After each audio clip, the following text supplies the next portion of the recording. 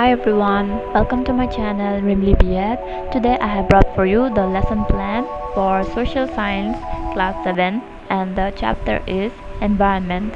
If you're new to my channel, please don't forget to like, share and subscribe. And with that being said, let's dive into the video. So as we know that the very beginning of a lesson plan starts with the section called the identification of data. So this is the part where we mention some information about ourselves. For example, the name of the school that we are working in, the class that we are about to teach, the number of students, the duration of class, the subject, the name of the lesson, and our own name. It's also advisable to mention the date. After we are done with the identification of data, the next section that we are going to write is called the general objectives. Here I have written 4 general objectives and I'm going to read them out for you in case you don't understand my handwriting. So the first one is to develop social competence and to adjust with changing social environment. Number 2, to develop rational and scientific thinking. Number 3, to develop the understanding of interdependence of man and environment. Number 4, to develop qualities of good citizenship. Alright, so now that we have finished writing our general objectives, we are going to move on to teaching aids. And I'm very sorry that the picture is not very clear, but don't worry because I'm going to read everything out for you. So for teaching aids, we have to mention 2 things. The first one is general aids and the second one specific aids. So what do we need for general aids? Here I have written blackboard, chalks, duster, pointer, textbook, etc.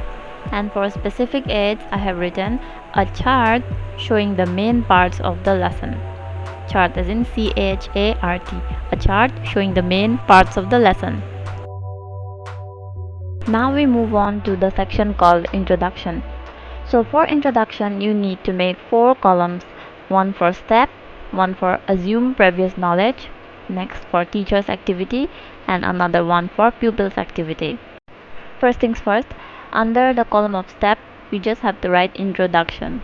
We are asked to write it vertically, all the letters in a vertical way, so that's why I have written introduction with all the letters going down vertically. The next column is assume previous knowledge, and under that column I have written it is assumed that the pupils have some previous knowledge about the topic. Next is the column of teacher's activity, and here I have written after entering the classroom, the teacher will arrange the class properly and then in order to motivate the students, the teacher will ask some questions to them. And the next column is called the pupil's activity. Under this column I have written students will try to answer the questions. Practically, introduction is that part where you are about to introduce the name of the chapter to your students. But instead of directly telling them the name, you can do that by asking them questions until they keep answering and get to the name of the chapter by themselves. This means that you are not going to tell them the name of the chapter, but rather you are going to let the children, the students, try to get the name of the chapter by asking them a few questions. So I have included a few questions here in the introduction section that you can ask the students. Please remember that all the questions that you ask have to be written under the column of teacher's activity. And the answers that you get from the students, you have to write them under the column of pupil's activity. So I'll read out to you the questions first and then the answers. So the first question is name some natural objects. And the answer to that question is trees, water, air, etc. The first question I have mentioned under the column of teacher's activity. And please remember that you have to write the answer under the column of the pupil's activity. So let's get back to the second question. Name some man-made objects. The answer is table, chair, fan, etc. The third question is are you surrounded by both natural and man-made objects? And the answer is yes. The fourth question is what do you call the condition surrounding a natural and man-made object? And the answer is environment. The next part is announcement of the topic. So here I have written, the teacher will then announce the topic before the students in the class as, within inverted comma, now we are going to discuss the lesson environment, inverted comma closed. The teacher will write the name of the topic on the blackboard and tell the students to open their respective books and notebooks. After finishing the section, the announcement of the topic, we are going to move to a new section which is called the presentation. So for this section you have to make 1, 2, 3, 4, 5 and 6 columns. Okay, 6 columns, and the first column is step, second column teaching point, third specific objectives, fourth teacher's activity, fifth pupils activity, and the sixth learning outcomes.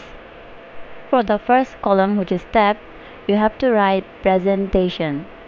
Okay, so the letters of presentation has to be written vertically. This is what we do in our college, but if you can do it in any other way, that's fine. The second column is teaching point. So under that column, you can write definition of environment. The third column is specific objectives, and under that I have written, the students will be able to state about environment. The fourth column is teacher's activity, and under that I have written, the place, people, nature that surrounds living organisms is called environment. Fifth column is pupils activity, and under that I have written, the students will listen attentively. Under learning outcomes, which is the last column, I have written, the students will be able to define environment. This is the second point for introduction, and the question you have to write in the under the second column, which was teaching point, and the question is, what is natural environment? Under the next column, which is specific objectives, I have written, the students will be able to state about the natural environment. Okay, so we move on to the next column now, which is teacher's activity. So under teacher's activity, it's written, the teacher will explain what is natural environment.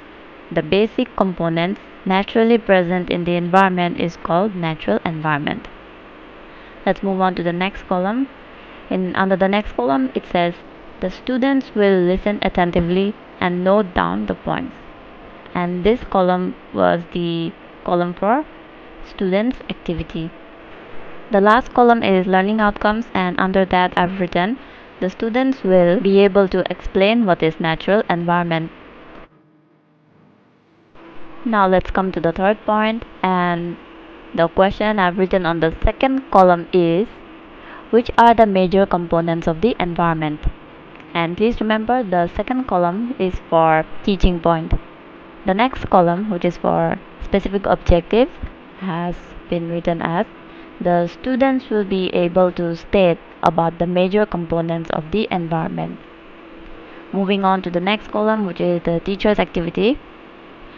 The teacher will explain that the major components of the environment include natural, human, and man-made components. After the explanation, the teacher will ask some questions. As you can understand, we have to write some questions after this paragraph, but all the questions are on the next page, so I will show you the next page later on. But let me first move on to the pupils activity, where it is written, the students will listen attentively and note down the points. On the last column of learning outcomes, it is written, the students will be able to explain the major components of the environment. Now we'll write the questions that we left behind, and on the column of teachers activities you can see I have mentioned 3 questions over here. So the first question is, give some examples of natural components, and its answer will be written on under the column of pupils activity, and the answer is air, water, land, and living things. Our second question is, what are human-made components? And the answer is, components created by human beings are human-made components. Let's go to question number 3. Give some examples of human components. And the answer is human beings.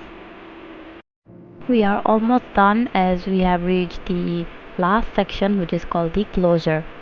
So for this section you have to make three columns, the first one for step, second one for teacher's activity, and the third one for pupil's activity. Under the column of step you have to write closure vertically or however it may be suitable for you. Under teacher's activity I have written teacher will briefly summarize the main points of the lesson and then will ask the following questions for evaluation. So there will be questions after this, but I'll show them to you in a minute. For now, let's move on to pupils activity. Under pupils activity, it's written that the students will listen carefully and try to answer the questions.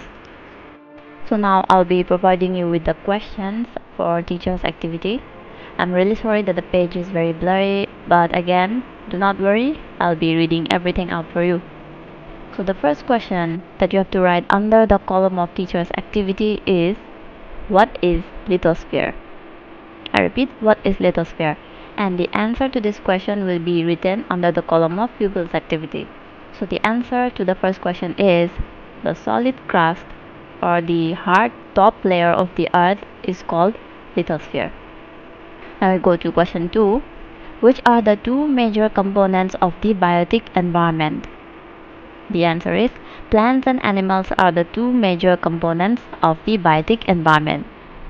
After all the questions are complete, the next thing we have to do is give the students homework. So under the column of teacher's activity, we write, after the evaluation of today's lesson, the teacher gives homework to the students. And under the section of pupils activity, we write, the pupils note the homework in their notebooks. The homework that the teacher will give to the students has to be written under the column of teacher's activity. As you can see, the homework that I have written here is give examples of how we can protect our environment. After we are done with the homework, we finish by writing the last line. Then the teacher will erase the blackboard and leave the classroom. And so that's it for today's video. I hope you find it helpful. So please leave me in the comments if there are any questions, doubts, or more lesson plans that you need. I'll be happy to help you provide another lesson plan or any video related to VII or studies that you would want. You can all write them down in the comments. So see you next time.